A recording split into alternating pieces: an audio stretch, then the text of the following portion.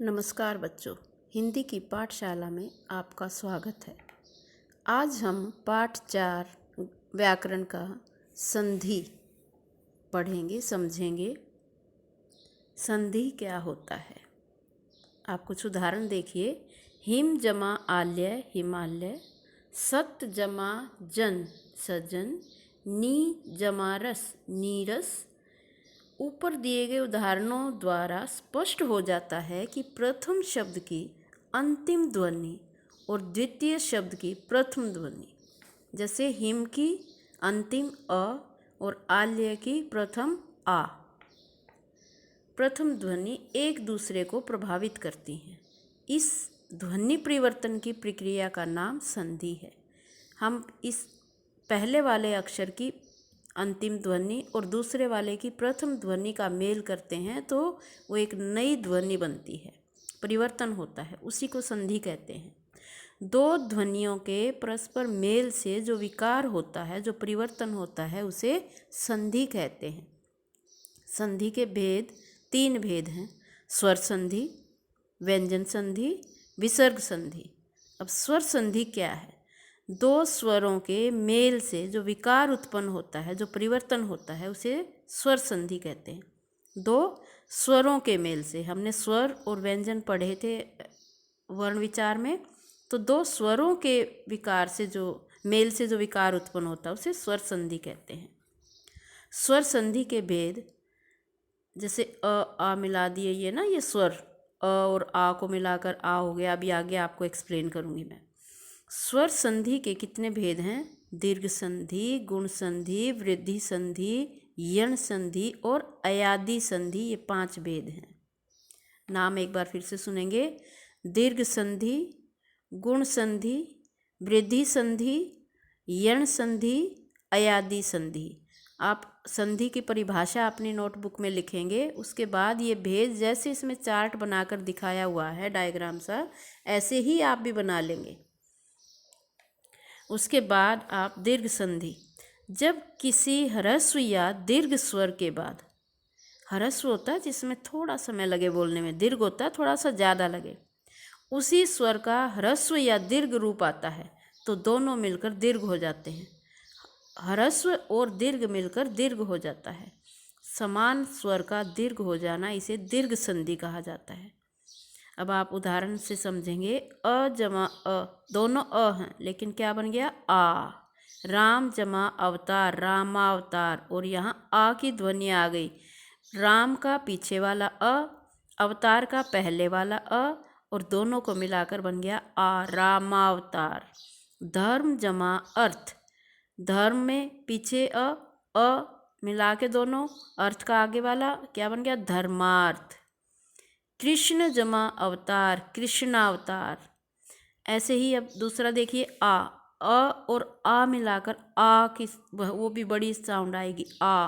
अ और अ मिलाने से भी आ, और अ और आ मिलाने से भी आ। पुस्तक जमा आलय, पुस्तक का अ और आल्य का आ मिलकर बन गया पुस्तकालय, आ की ध्वनि आ गई। ऐसे ये सारे आप देख लेंगे। आ जमा अ, अगर आगे आ है और पीछे वाले में अ है तो भी वो आ की ध्वनि देगा। परीक्षा जमा अर्थी परीक्षार्थी, सीमा जमा अंत सीमांत। आप इन्हें ध्यानपूर्वक पढ़ लेंगे। उसके बाद आप देखें, उसके बाद हम आते हैं ई जमा ई, दोनों छोटी हैं। ई जमा ई बड़ी साउंड। कवि जमा इंद्र, कवि में भी छोटी ई है और इंद्र में भी छोटी ई है, और दोनों मिलकर क्या बन गई? बड़ी ई, कविंद्र। अभि जमा इष्ट, अभीष्ट। अब दूसरा देखिए, ई और ई मिलाने से गिरी जमा ईश, गिरीश, बड़ी बड़ी ई हो गई, बड़ी साउंड। ई जमा ई, ऐसे ही हमने अ जमा आ, अ जमा अ, आ जमा अ, ऐसे ही ई के भी एक बार बड़ी प्लस आगे है, पीछे छोटी है, तो भी बड़ी की साउंड आएगी। तो ये सब आपने ध्यानपूर्वक पढ़ना। दोनों बड़ी हैं तो भी बड़ी आएगी। अगर दोनों बड़ी हैं, जैसे रजनी जमा ईश्वर, रजनीश्वर, दोनों बड़ी ई हैं, फिर बड़ी ही बनेगी। छोटी छोटी मिलकर बड़ी बनेगी, छोटी और बड़ी मिलकर भी बड़ी बनेगी, बड़ी और छोटी मिलकर भी बड़ी बनेगी, और दोनों बड़ी मिलकर भी बड़ी साउंड आएगी। ऊ जमा ऊ, ऐसा ही ऊ का है, ऐसा ही ऊ का है। अ और आ का मेल ऐसे ही है, ई और ई का मेल भी ऐसे ही है, ऊ और ऊ का मेल भी ऐसे ही है। ये उदाहरण जब आप पढ़ेंगे तो आपको समझ आ जाएगा।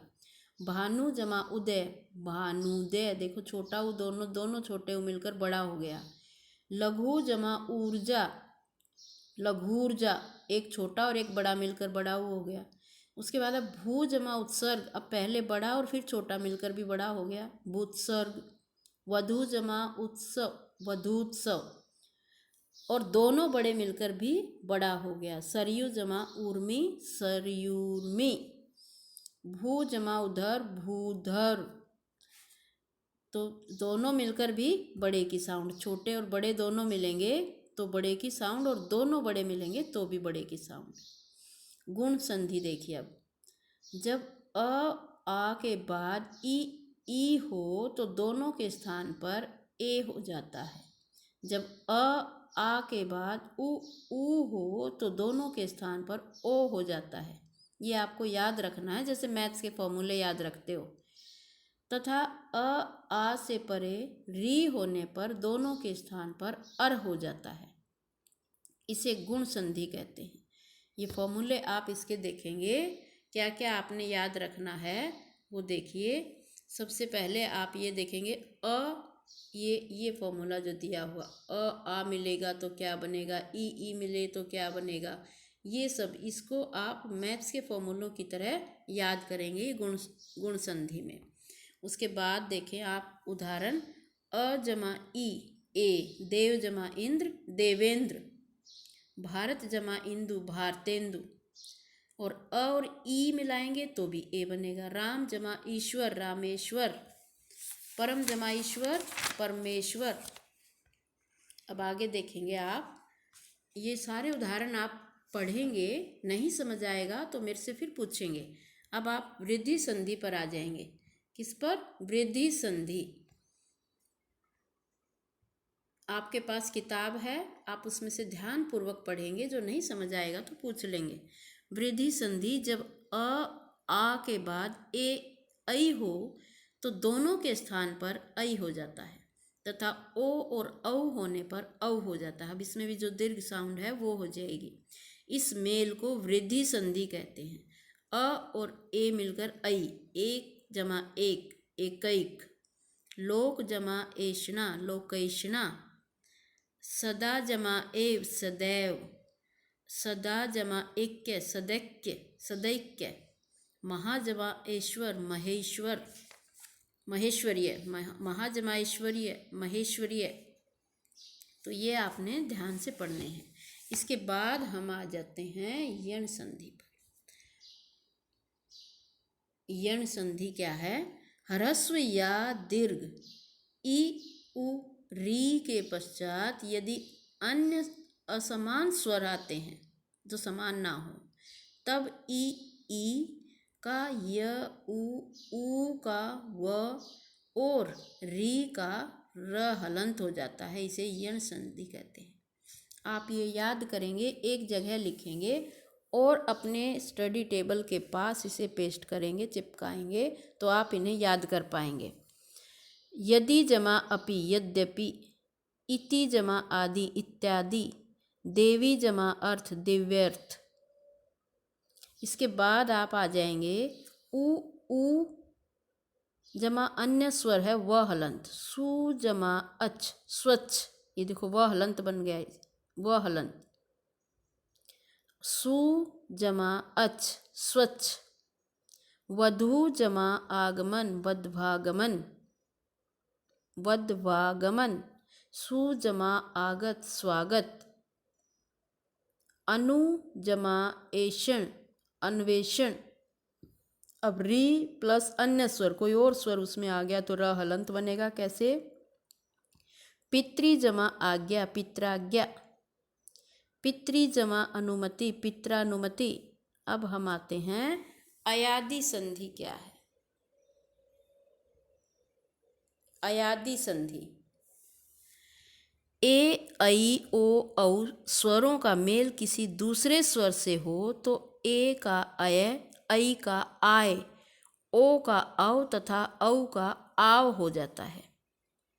अब ये उदाहरण आप देखेंगे, ए जमा अ, अय, जैसे शे जमा अन, शयन, अय बन गया ये अय, शयन। ए जमा अ, आय, गई जमा अक, गायक, आय, गायक, आय इसमें जुड़ गया। इसके बाद आप इनको ध्यान से देख लेंगे। अब हम व्यंजन संधि पर आते हैं। व्यंजन का व्यंजन और स्वर से मेल होने पर जो परिवर्तन होता है उसे व्यंजन संधि कहते हैं। क्या कहते हैं उसे? व्यंजन संधि। व्यंजन का व्यंजन और स्वर से मेल होने पर जो परिवर्तन आता है, जैसे सत्य जमा चरित्र, सच्चरित्र, जगत जमा नाथ, जगन्नाथ, उत जमा लेख, उल्लेख। आप इसे ध्यानपूर्वक पढ़ेंगे। आगे देखें, विसर्ग संधि क्या है। अब विसर्ग संधि के बारे में जानेंगे। स्वरों और व्यंजनों के साथ विसर्ग के मेल से जो परिवर्तन होता है उसे विसर्ग संधि कहते हैं। जो दो डॉट दिखाई दे रहे हैं ये विसर्ग संधि है। स्वरों अथवा व्यंजनों के साथ विसर्ग, इनको विसर्ग बोलते हैं। जो दो डॉट हैं आप अपनी संस्कृत में भी लगाते हो, ये विसर्ग होते हैं।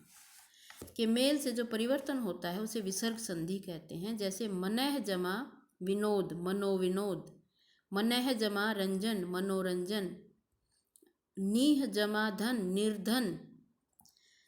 विसर्ग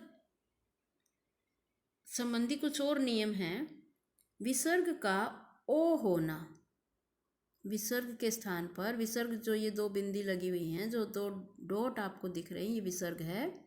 विसर्ग का ओ होना, यदि विसर्ग से पहले अ हो और विसर्ग का मेल अ या किसी भी वर्ग के तीसरे, चौथे, पांचवें वर्ण और य, र, ल, व, ह, स से हो तो विसर्ग ओ में बदल जाता है।